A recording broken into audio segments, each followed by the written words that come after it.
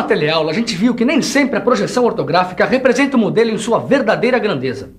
Se os modelos estiverem em posição oblíqua ao plano de projeção, por exemplo, as projeções vão ser menores.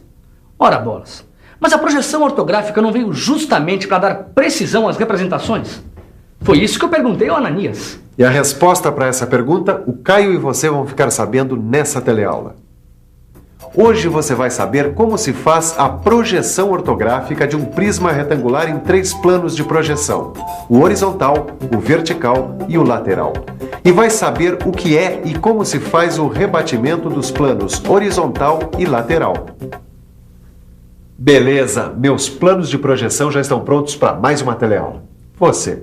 Então, vamos em frente que atrás vem gente. Quer dizer, vem mais informação sobre projeção ortográfica.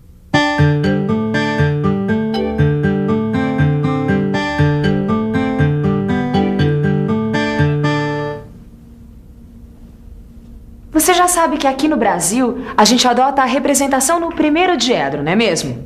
São 2 planos de projeção, o plano vertical e o plano horizontal. Mas para representar com precisão um sólido geométrico como esse aqui, ou qualquer objeto tridimensional, a gente vai precisar de mais um plano de projeção. Olha só.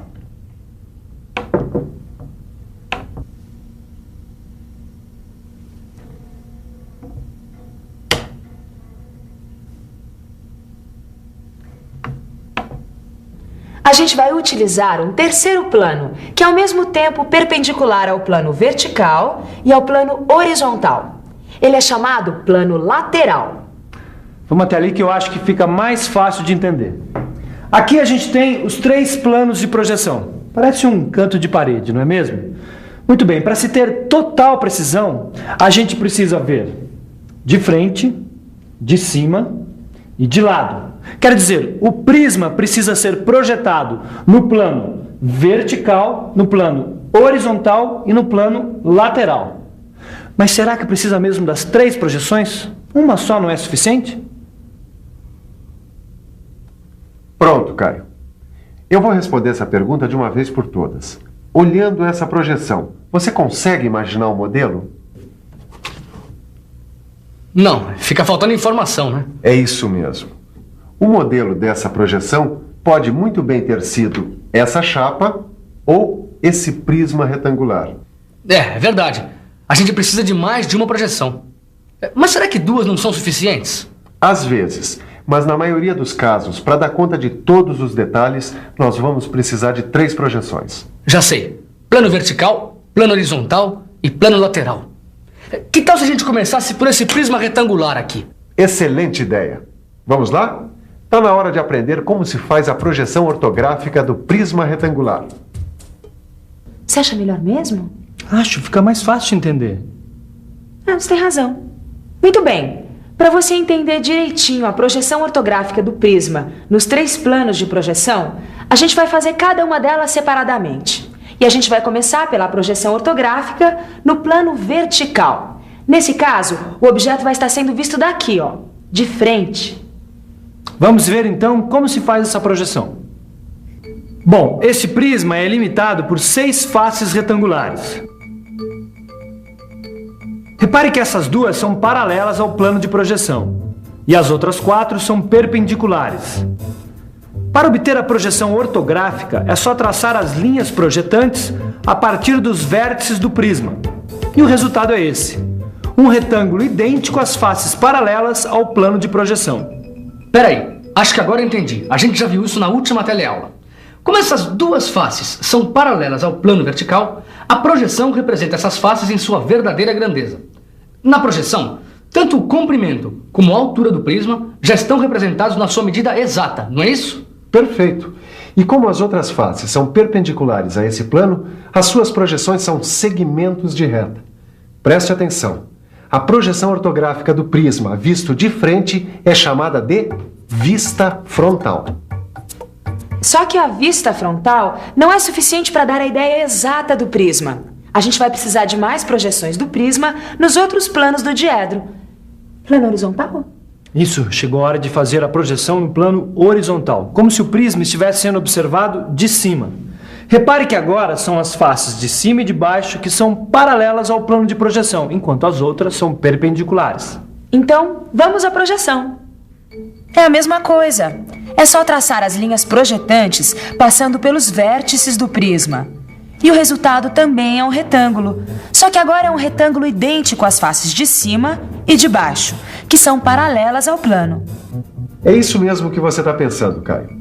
Nesse caso, a projeção ortográfica no plano horizontal é uma representação em verdadeira grandeza das faces superior e inferior do prisma. Quer dizer, a gente tem aqui nessa projeção o comprimento e a largura do prisma. Essa projeção no plano horizontal não tem um nome, não? É claro que tem, e você já deve estar imaginando que nome é esse, não é mesmo? Como o observador está olhando o modelo nessa direção aqui de cima, essa projeção é chamada de vista superior. Agora só falta a projeção... Opa, peraí. Na vista frontal, a gente tem o comprimento e a altura do prisma em verdadeira grandeza. Na vista superior, a gente tem o comprimento e a largura desse prisma também em verdadeira grandeza. Ora, se a gente tem o comprimento, a altura e a largura do prisma, para que a gente precisa de outra projeção? Boa pergunta. Para que a gente precisa de outra projeção? Vamos pensar um pouco? Vamos pensar um pouco. Para que outra projeção? Deixa eu ver. Ah, já sei. É que na mecânica, normalmente as peças são bem mais complexas que um simples prisma retangular. É isso. Tem peças com rebaixos, com chanfros, com elementos arredondados. Enfim, tem peça de tudo quanto é jeito. Sem dúvida, é melhor ter mais de uma projeção, além da vista frontal e da vista superior. Mas que projeção é esta? Para completar a ideia do prisma, a gente precisa de mais uma projeção, sim. E essa aqui, como se o observador estivesse vendo o prisma daqui, olha, de lado. Do lado esquerdo. É por isso que essa projeção neste terceiro plano é chamada de vista lateral esquerda. Observe que agora são essas duas faces laterais que ficam paralelas ao plano. Vamos lá. Linhas projetantes passando pelos vértices. E aí está a vista lateral esquerda. É claro que essa vista representa em verdadeira grandeza as faces paralelas ao plano de projeção. Até agora eu estou registrando tudo, Ananias. Mas será que não dá para ver essas três projeções sendo feitas ao mesmo tempo? É claro que dá. E é isso que a gente vai ver agora. Veja só. Aí está o nosso prisma projetado nos três planos ao mesmo tempo. Agora, vamos ver como é que fica sem o modelo e as linhas projetantes. Temos aí as três vistas, frontal, superior e lateral esquerda. Essas linhas mais estreitas que ligam as projeções são chamadas de linhas projetantes auxiliares. Elas servem para relacionar os elementos nas diferentes vistas. Guarde bem isso, Caio. E você também. A projeção no plano vertical dá origem à vista frontal. No plano horizontal, à vista superior. E no plano lateral, a vista lateral esquerda. Ok. Então vamos lá. Vista frontal, vista superior e vista lateral. Tudo bem, Ananias. Eu concordo que essas três projeções representam perfeitamente todos os elementos desse prisma. Mas eu nunca vi ninguém levar um diedro como esse na linha de produção para explicar como é que a peça tem que ser. É aí que está a beleza do negócio. Preste atenção, que agora eu vou mostrar o pulo do gato da projeção ortográfica. Olha só. Aqui no diedro, as três projeções estão ocupando três planos diferentes, não é mesmo? Agora, tchan, tchan, tchan, tchan. Todas as projeções estão no mesmo plano. Isso que eu acabei de fazer chama-se rebatimento dos planos de projeção horizontal e lateral. Rebatimento dos planos de projeção horizontal e lateral. Repete que isso é importante, hein? Isso é muito simples. Veja só. Primeiro a gente deixa o plano vertical fixo e gira os outros dois planos. Assim a gente vai ter a vista frontal, a vista de cima e a vista lateral esquerda, todas projetadas num único plano. Vamos ver de novo para que fique tudo muito claro. Desde o começo, projeção do prisma, agora só as projeções. E finalmente, o rebatimento dos planos. As linhas de intersecção dos planos e as linhas projetantes auxiliares são apagadas, ficando ficando apenas o contorno das projeções. Muito bem. Com o rebatimento, a gente conseguiu representar esse prisma, que tem 3 dimensões, numa superfície plana, com 2 dimensões, a folha de papel. Isso com absoluta precisão, em verdadeira grandeza.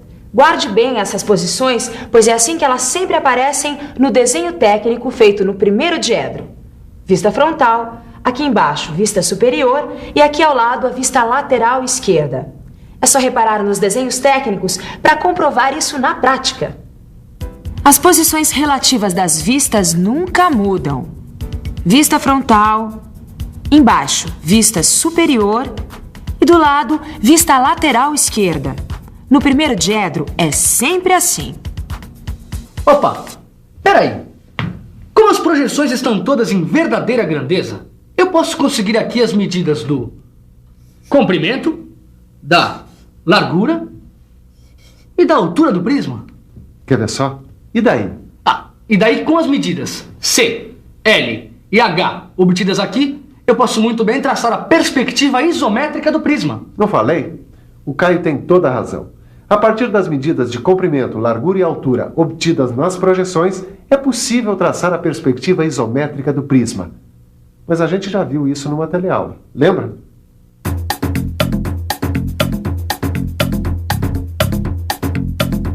É só ir marcando as medidas nos respectivos eixos e traçar as linhas isométricas que definem cada uma das faces.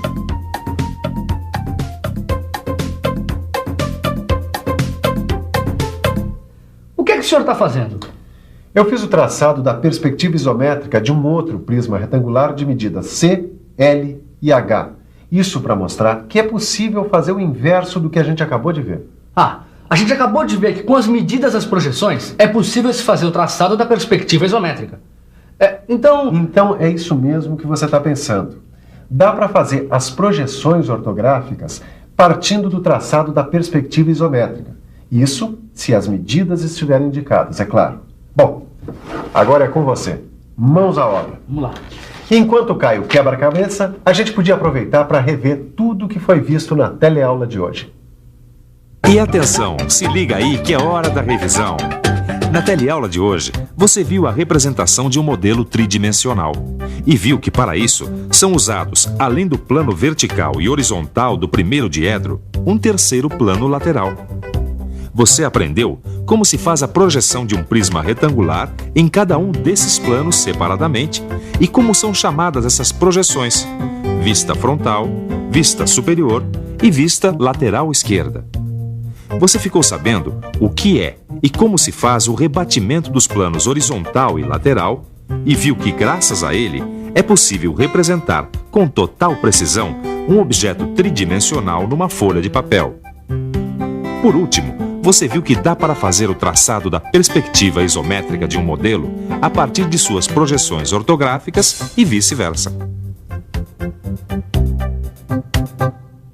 Aí está, a partir da perspectiva isométrica, eu cheguei fácil à representação das vistas ortográficas, que é a mesma coisa que projeções ortográficas. É, muito bem. Se você quiser ter essa facilidade do Miguel para chegar de uma até a outra, só tem um jeito: fazer os exercícios do seu livro de estudos.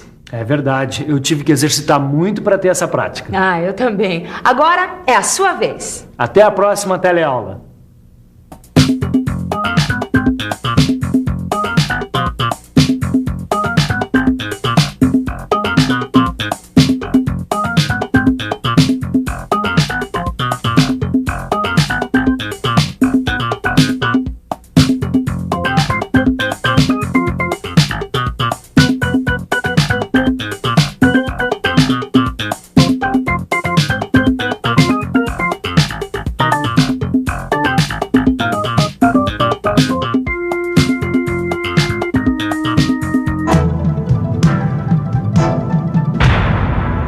Telecurso 2000, um programa de